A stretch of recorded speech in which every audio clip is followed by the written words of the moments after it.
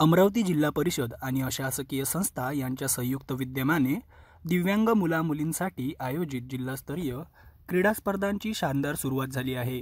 हनुमान व्यायाम प्रसारक मंडळ येथे या स्पर्धा 15 ते 17 जानेवारी 2025 दरम्यान होत आहेत। पहिल्या दिवशी एकविरा मंगल कार्यालयात दिव्यांग, दृष्टिबाधित, कर्णबधिर, मतिमंद व अस्थिव्यंग प्रवर्गातील विद्यार्थ्यांनी नृत्य, गीत, नाटिका आणि एकांकिका सादर करून उपस्थितांची मने जिंकली।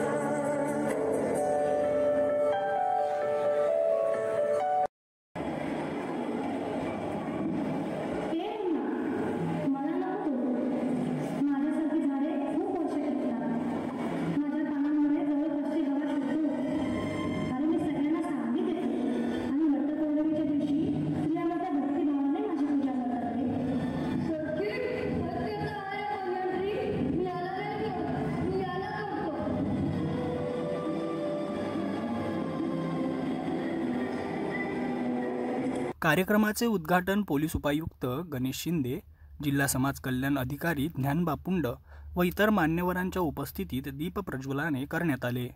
कार्यक्रमाचे सूत्रसंचालन ज्ञानेश्वर आमले यांनी केले, तर शिक्षक, शिक्षकेतर कर्मचारी व विद्यार्थ्यांनी मोठ्या संख्येने उपस्थित राहून या कार्यक्रमाला भरभरून प्रतिसाद दिला।